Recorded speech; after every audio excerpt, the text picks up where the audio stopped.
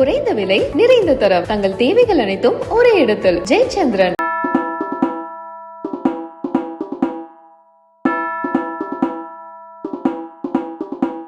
இந்த உலகம் பேரழிவை சந்திக்க போகிறது.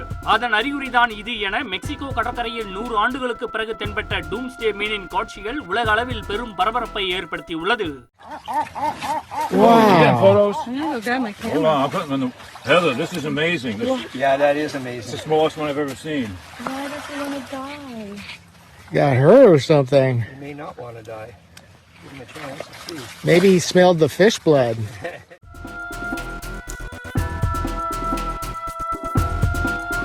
பொதுவாக கடலின் அடிப்பகுதியில் சுமார் 3000 அடி ஆழத்தில் வசிக்கக்கூடிய துடுப்பு மீன்கள் மெக்சிகோவின் பசிபிக் கடற்கரையில் உள்ள பாஜா கலிபோர்னியா கடற்கரையில் கரை ஒதுங்கி இருப்பது பலருக்கும் அச்சத்தை ஏற்படுத்தியுள்ளது.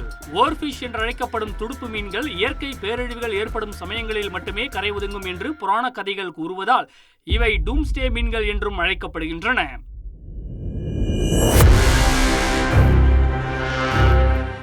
வழக்கமான மீன்களைப் போல் அல்லாமல் ரிப்பன் போன்ற நீளமான உடல்வாகுடன் ஆரஞ்சு நிறத்தில் ஒளிரும் தன்மை கொண்டிருப்பது பார்ப்பதற்கே திகைப்பை ஏற்படுத்துவதாக உள்ளது. ஜப்பானிய புராண கதைகளின்படி பேரழிவு ஏற்பட போகிறது என்பதை சொல்லவே கடல் கடவுள் அனுப்பி வைப்பதாக நம்பப்படுவதால் கடவுளின் தூதர் என்றும் இந்த மீன் வர்ணிக்கப்படுகிறது. கடந்த ஆண்டு கலிபோர்னியாவின் தெற்கு கடற்கரை பகுதியில் சுமார் 125 ஆண்டுகளுக்கு பிறகு 3 வெவ்வேறு இடங்களில் இந்த மீன்கள் தென்பட்டன. ஆனால் அவை 3ம் இறந்த நிலையிலேயே கண்டறியப்பட்டன.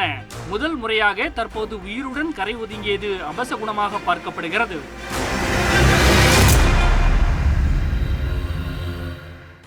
இரண்டாயிரத்தி 11ஆம் ஆண்டு ஜப்பான் கடற்கரையில் 20க்கும் மேற்பட்ட டூம்ஸ்டே மீன்கள் கரை ஒதுங்கிய போது ஜப்பானில் மிக பெரும் நிலநடுக்கம் ஏற்பட்டது. இந்த நிலநடுக்கம் ஜப்பான் வரலாற்றில் மிக மோசமான பேரழிவை ஏற்படுத்தியது.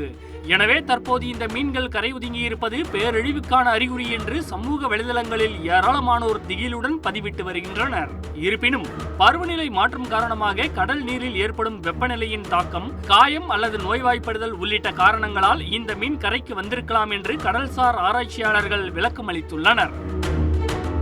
குறைந்த விலை நிறைந்த தரம் தங்கள் தேவைகள் அனைத்தும் ஒரே இடத்தில் ஜெயச்சந்திரன்.